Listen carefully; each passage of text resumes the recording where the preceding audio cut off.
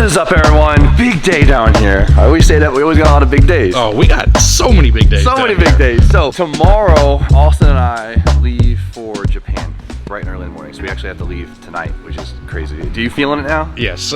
I'm nervous. Are you nervous? Yeah. Nervous excitement, right? Yeah, exactly. Your first time in Japan. Yes. And I'm so excited to see it through your eyes too, right? I've only been to Japan twice, so it's not like I've seen everything, but it's the We're first kind of like time. trading spots. You went with Grant, Yeah. and he like showed you the ropes. Exactly. So And now I get to show you the ropes. Yeah. You're gonna.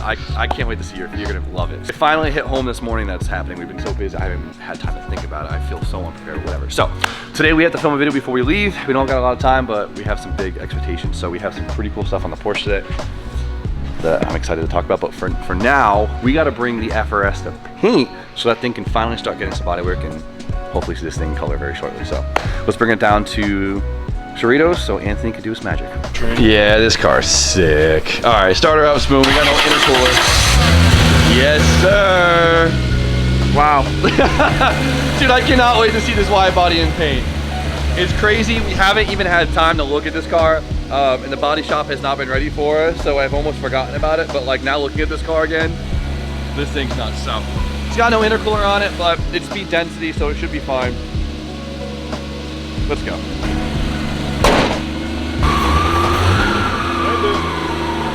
Is it stuck? Oh, no way. No way.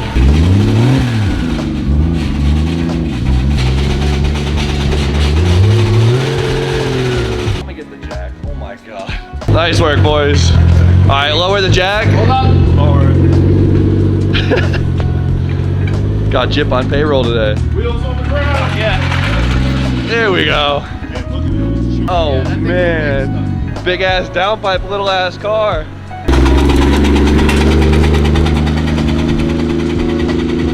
Something's rubbing. He nominated himself to drive that thing, so.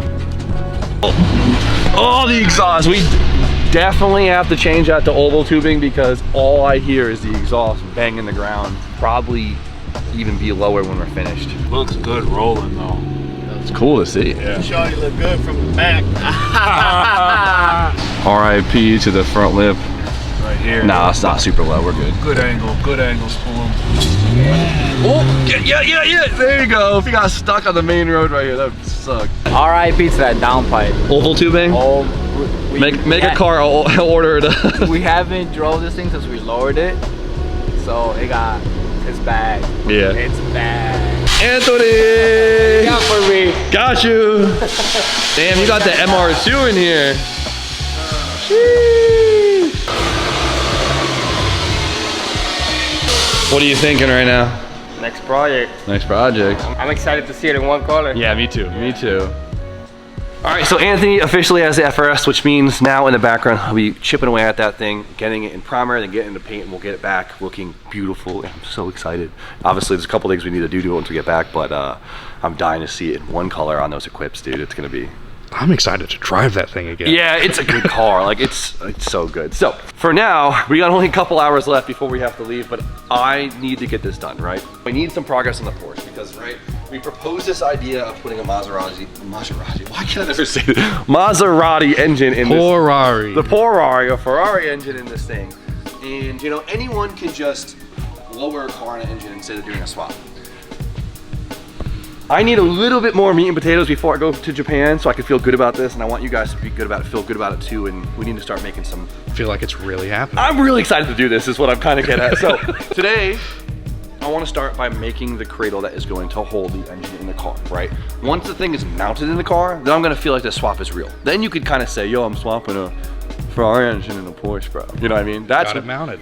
You got it mounted, right? So trans and engine mounted, first step. Now mounting the drivetrain to the chassis is next. So basically, I pondered for the last few days about how I want to actually mount this thing into, well, the chassis. And obviously, there's a million different ways to skin a cat, and there's perks to some, and there's downfalls to others, and vice versa. But LS swaps in these cars are very common. I have a good friend named Sam that has an LS swapped SC 911 like mine, and he sent me a bunch of photos to see how his swap kit fits in his car, and it gave me a lot of good information. I decided to go with a certain style of mounting this thing where we'll actually be making a new cradle in the car, almost kind of like a subframe, and then mounting the drivetrain to that versus mounting the engine in trans directly to the chassis. Does that make sense? So the engine will be mounted with the cradle, and the cradle will be mounted to the chassis. Exactly, see? I really like the way that works. I think it'll work really well for us and keep things simplistic. Now, to get to that point, I needed to do a lot of prep, right? We needed a lot of components that are gonna allow us to create that cradle. And well, first is chromoly tubing, right? Duh, obviously, right? So for this cradle, I went with an 1.5 inch outer diameter chromoly tubing. Seems pretty standard issue on that one. Should be strong enough, sturdy enough for everything we need, and that's easy to go. Now the big thing is how we're gonna adapt this tubing to the car itself. Every spare second I've had this week while we've been filming, I've been running over and working with Johnny Little on his lathe and just his pile of tubes that we have laid around. And well, we happen to make all of these components you see right here. I didn't make these, these are just everything. But everything else, we made all of this. I was able to piece all of this stuff together with basically scraps I had around my shop and Johnny's shop, just because we didn't have enough time to order custom bits. We got it, we're gonna make it work. And I'm really, really hyped on it. So I filmed some of the process and I want you guys to see what we had to go through to get to this step. All the custom plates we needed for the cradle, we were able to utilize Johnny's plasma table, which obviously made life a lot easier than just using cutting discs. So we just pulled off the OEM mounts to make templates for new plates to bolt to the engine. And the bushings was a little bit tricky, right? We needed bushings for each corner, and I was able to find a set of old SR engine mounts that we were able to machine down to fit for our new trans mount. And I was able to find S14 lower control arm bushings that was perfect for another section of mounts. Of course, the rest was just standard tubing that we were able to machine the inside out to fit perfectly for our new bushings. A little bit of lathe work, and we got it all to fit.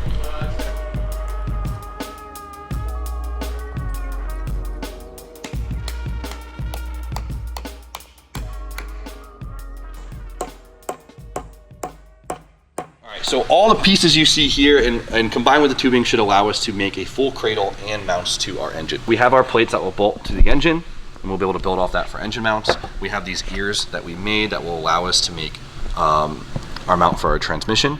We will be using factory engine mounts to hold the cradle, and then we made these mounts right here that will bolt to the factory trans mount, and we'll build our cradle off of that. So I know we've done a lot of talking. Now it's time to put it in fruition. So I think the first thing that we need to do is bolt up our new trans mounts, our new engine mounts, to localize where everything's going. Sound good? OEM engines, right? What it does is they have the mount that bolts right here, right? Kind of like face plates the boxer engine, right? Exactly. So there's a plate that bolts to the front or the back, I consider the front of the engine, of the original engine, and then there's a tube that basically hangs from this mount right here, right? Just right here. So we're gonna use this same mount and hang our cradle from this. That seems a little scary, right? Now you have this hanging weight and this torque that's pushed on these little corners, but to be fair, this engine is lighter than the OEM engine, which is pretty baffling. That is crazy to think about. Even though it looks so much beefier, it's about 20 pounds lighter. And we will be making more torque, but this kind of recipe has been proven with the LS guys, and the LS guys are making up, you know, over 500 horsepower, no problem. That's more than we're gonna be making. So we have the OEM mount, and we need something that attaches to this, right? And we can't go straight to a tube. So we machine this piece up right here that you see. So right here we have a smaller diameter that will slip inside the tube, so we can weld the tube to it. And we have the larger diameter that's gonna sit on the mount, and we have it threaded. You see that? That threads into there. Just like this. Sorry, my hardware is a little long right now. And then the cradle will slip into the bottom. Yep, And so now this will go here, right? And we will weld the tube to this piece that we made. And then we can unbolt the cradle from this top bolt. It's really nice too, because the bushings inside here, with these aftermarket mounts, they come with 3 different stiffnesses. So if we want to put softer bushings or tighter bushings in, it's really easy to swap them out. So this will be the mounting point for the rear of the cradle. Just like that. So to mount the rear of the cradle, we're using the OEM engine mounts, right? So to mount the front of the cradle, we're gonna use the OEM trans mount, right? So we got this beefy mount that's tied into the control arm that's tied into our tube here.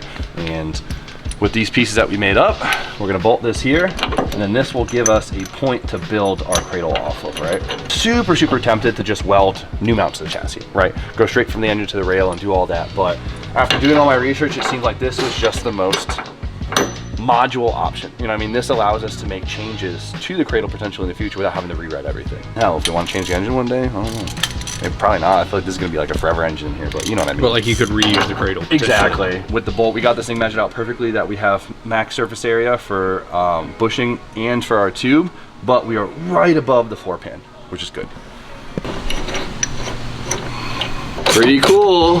Got this? Yeah. When it comes to tube work, I've never really bent tubes before, so we're gonna find out today. Just wing it, I do.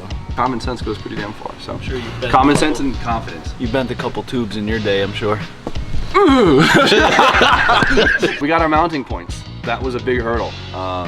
And well, now it's time to tie them together. Before we start measuring up for any pipes, we of course have to put the drivetrain in the position that we want it. I spent the last couple of days trying to figure out a position I'm happy with. The biggest guidance factor here is my transmission. I want the transmission to be above the chassis as much, but I don't want the drivetrain to hang, right? If the drivetrain's hanging in the rear, it's gonna hit the ground, it's gonna cause issue, it's gonna suck essentially. So right now where I have it, the differential, which is the biggest part of the casing, just about level with the floor pan. That's all I can get out of it. I can't really go much higher. And with that, it positions our engine actually in a very happy location. Now we're very fortunate because we don't have an oil pan because it's dry sump. So look at the engine. The engine's very high off the ground, and this right now is the Porsche being slammed. So we did pretty damn good. And then of course, we want the center line of the drivetrain straight with the center line of the car, right? That's just pretty common knowledge here. But the only downfall right now is this head sits slightly farther back, so it is very close to our mount, but we'll have a little bit more room once we level the engine out right there. We're gonna be running a bar from here forward. It's nice because we'll be able to make a skid plate off of this too, which is really nice. Bring the bar down under the car and then go back with it and stop right there. So I'd love for this bar to be in front of the crank pulley, but well, it's got to be underneath it, which is going to make this the lowest part of the car. Not the worst thing in the world. Have to cut this to size. You gotta measure it and cut it. Yeah. I think, I don't know what the I'm talking about. Right there, hold it right there, boys. Don't move a muscle. Right there. I'm just falling asleep, dude. Don't breathe. Okay, cool. We know the height. Get the out of here. What do you want? I love it. Since we know how wide these have to be, all we have to now is account for the height, which we just measured for. So let's go bend 290s. So we got to do 290s, right? But I need help learning how to bend a tube so it's a perfect width the first try, so don't waste material. You've came to the wrong place. I'm just joking. There's a couple ways we can do it. One way is I have a computer program. No, we got to show the guys at home how to do this. Okay, I got it. Simple So tools. I was gonna get there. All Alright, no. First we need to start off with a piece that I already have bent at a 90, and we'll use that as a template. Okay, so you need one scrap piece. Yeah, which I usually have a ton of that kicking around. One. So we're starting off with a quick little template of what we need, right? So this is the center line of the tube all the way through. And then we have the outside of the tube too to get, like, just visibly see it better. So what we're gonna do is we're gonna raw bend the first 90 because we don't really need to know any of those dimensions, right? It's easy, it'll just be 90 degrees. But the big thing is, how long do we have on the tube to where we set it up in the bender where the bend's gonna line up dead center of our width, right? Johnny has this pipe here that he marked the start of the bender, put this where we need it, and all we have to do is measure from our existing 90 to this point and mark it, and that's where we put it inside the bender, and we know that this radius is going to fall right on the line. We're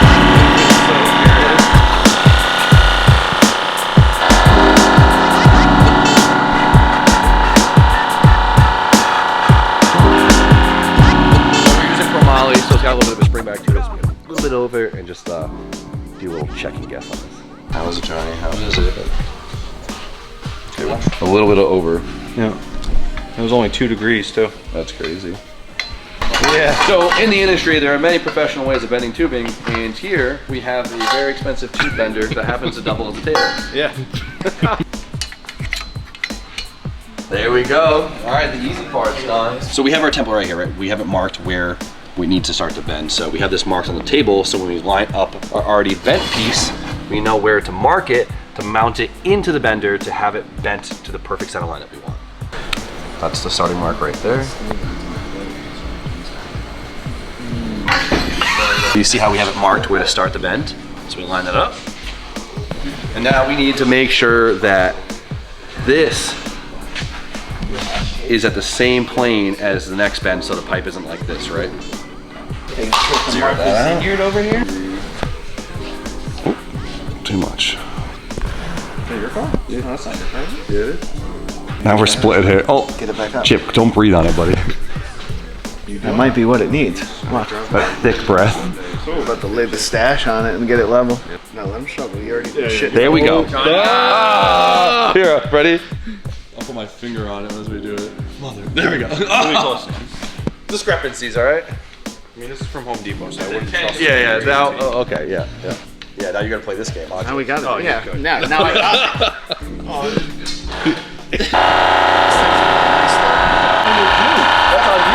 Not bad, Johnny. We got this squared up right now. Look at the plane. It's nice and tight. Like you can't beat that, especially for using a Home Depot angle gauge there. So, how close are we? Are we close enough? 29 and a half. Okay, so we're a hair over, which is not bad. You know, we were expecting some discrepancies here, but we should have enough wiggle room. We should have enough wiggle room in the mounts to actually make that work. So now what we have to do is trim for the height. So we've got this here, and we're just gonna mark this for the 11 and a half that I measured for.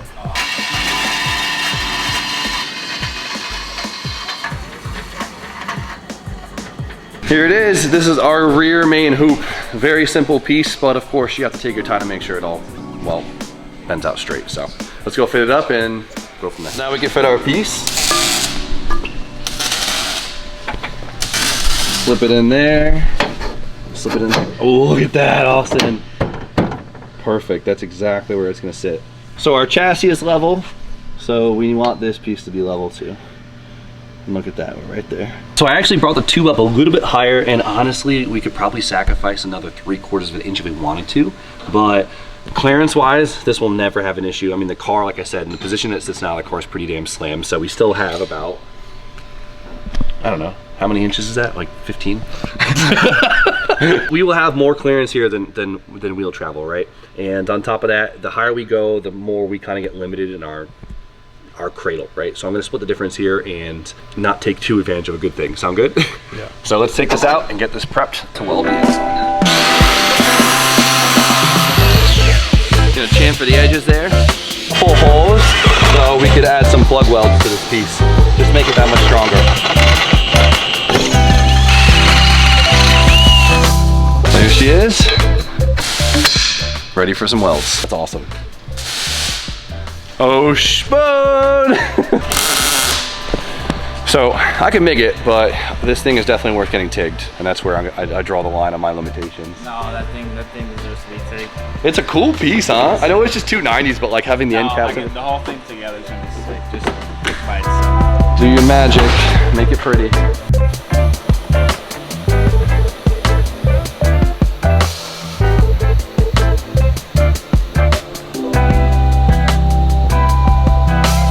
So we just had the plug welds done in the meantime to hold it in place until we get the rest of the tubes mocked up. So let's get this back in. I had to take the engine off the little cradle I had because it's not gonna fit. So we have it kind of shoehorned in. When we make the actual mount of the engine to this, then we have to get very intricate with the table, but for now, a rough position is all we need. Right here. Austin, you want to get that one started for me? So now we're gonna tie our rear main hoop into our trans mount location right there, right? At first I was thinking it would need a bend, but we might just be a straight shot, dude. Like, a bend would make it look more like intricate.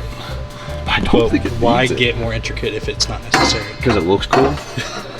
Really, what we have to clear is the shifter linkage, the axle, the starter, and then we don't really have any accessories in the way, and then the headers are all the way up here. We still have all this room to play with, so it's like we don't really have any like limitations. Well, this side has more limitations, right? Because we have the dry sump system in the way, but we made this rear bar so low that it'll be a mile out of the way. Like, I almost wish I made this shorter.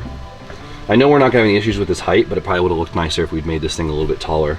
I just don't, I've done so many swaps where like, as soon as things start to get tight, that's when you start to hate the thing, because it becomes like this thing that you worry about, it's inconvenient to work on. With giving ourselves ample room, I mean, you really can't complain about that. So I'm thinking we just go straight, like just a straight hole. I know it won't look as cool as having a bend in it, but it doesn't need a bend. Oh yeah, if I made this bar any higher, we would have an issue with the axle and we'd have to put a bend in it. Why complicate it, right? Keep it simple, boys. The first notch we're gonna make is on a 2.5 inch. It's mating to a 2-inch tube, right? So we're gonna use a 2-inch hole saw to, you know, account for that. The second notch where things get tricky.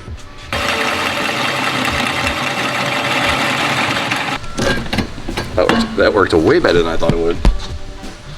Just don't buy cheap hole saws, right? Okay, now for the 1.5 inch hole saw, since this is now gonna mate to a 1.5 inch tubing. Now this is the tricky part, right? Because this is where we actually have to use our brain. You gotta measure center hole to center hole, right? So we gotta go 43 inches and 3/4.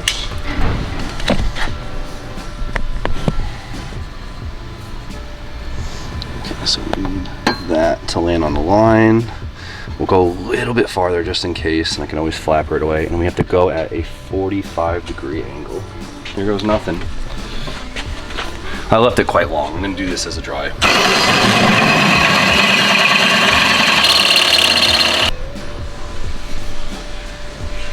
So I left it like probably a 1/4 inch too long, so hopefully this will give us some type of guide to see if I have my setup correct. That actually looks like I cut the right angle in it. Right there. So that actually is pretty good. Austin. That's not bad. That looks perfect. That's not bad at all. That's good enough to MIG, that's for sure. How's this go? It's good.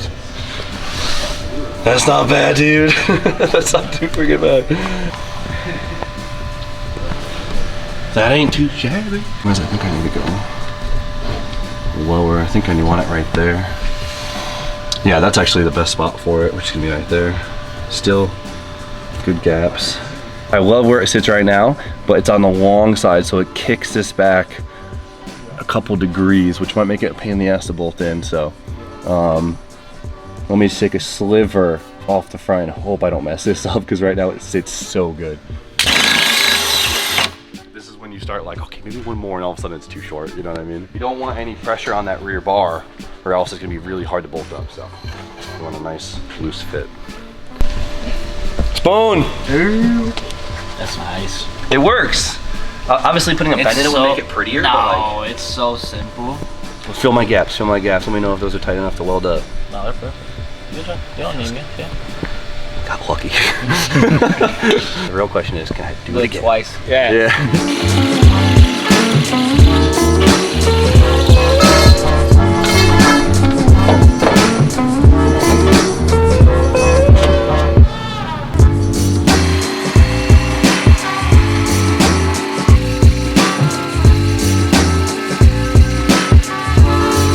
Moment of truth. Oh, like a glove, baby. Like a glove. Oh, that's so sick. Common sense for the win.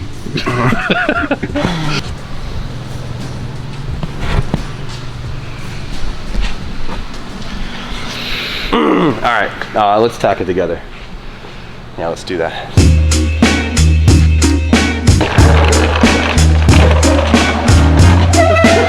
What are you giggling about? Shut up.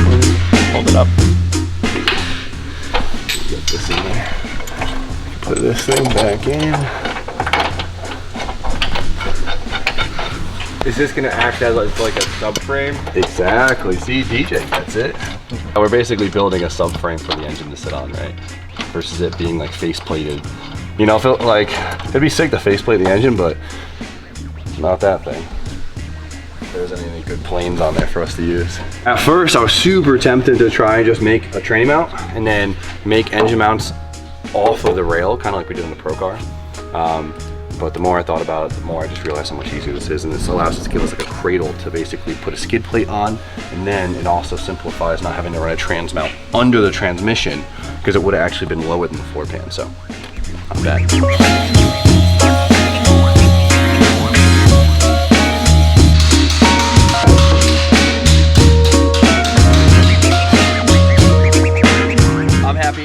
these gaps tight enough that we could TIG it and it come out really nice, which is more than I could hope for. So, you want to TIG it? Yeah. Okay. I don't mind making it, but I think it's worth. Make it look pretty.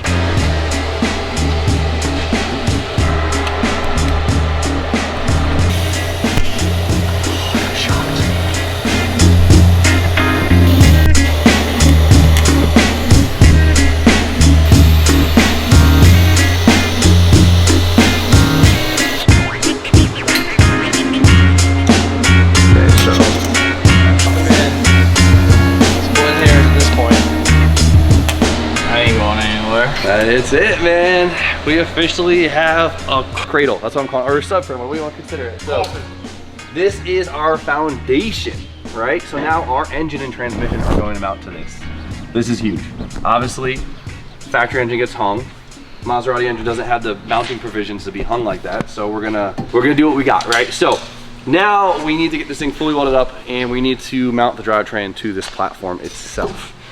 That's when we have to get the engine perfectly positioned, because where we make the mount, it's gonna stay. This, we just had to get a rough idea where everything was, and we were happy. So for now, as you guys saw before, we have new plates that we plasma cut that will bolt to the engine, and then we'll make a mount off of this that'll fix right to the subframe. And we don't really have to mount that since the subframe itself has the bushings built into it. Now for the transmission side, we are gonna be running a bar over the transmission that hooks to this, right? So we cut these little ears right here that I'll be getting welded on. We'll get a bushing between those and then attach it over here. Look at this. So I also made this little plate right here that bolts on to the case bolts, and then this we will then box into a piece of tubing that will go over this, kind of like we saw in that original photo right here. We might even add one small bar under the engine that will tie it together just to help keep this together, since we definitely have room under the engines, since we have, you know, the dry sump system and there's a bunch of room. And it gives us room to make a skid plate, which is amazing.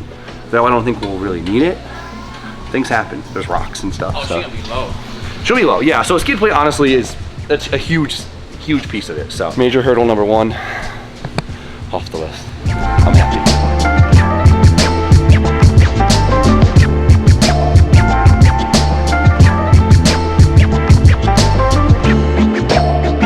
So this we were able to just square off with the chassis, right? So we didn't need the drivetrain perfect. Now, when we go to mount the drivetrain, that's when things get a little tricky. We have to make sure the chassis is perfectly squared and leveled, and same with the drivetrain. And so it's definitely getting a little bit trickier from here, but I cannot wait to see this thing mounted set. It's getting more real. I'm more excited. This is a really great way to end off before we head off to Japan and go do some really cool stuff for a week and a half. They sound good? Yeah. Okay. Austin and I have like 2 hours to get ready, and then we're off to Jersey for... Go Japan. Go to Japan. That's it. Bye. Bye. Adios. Me and Spoon got this. Okay, next video, we're gonna be on our way to Japan. That's so sick. You guys know the deal. I'm excited to see Austin in Japan. Me too. I get like such a second buzz from this, knowing that like, you're gonna have such a good time. Dream trip. Bring me cool t-shirts. Steve wants a cool t-shirt. I want a couple t-shirts. Trying to find a t-shirt in Japan that fits Steve, tricky business. Yeah, you got room. They're there. They're out there. You got room in your suitcase for some GT86 parts? Let me know what you need. Cool taillights. Cool taillights. We'll find some cool taillights. Trinkets. Bring me back a Japanese girlfriend. You guys know the deal. Like, comment, subscribe, stay tuned for more content. We'll see you guys very shortly. It's sad because I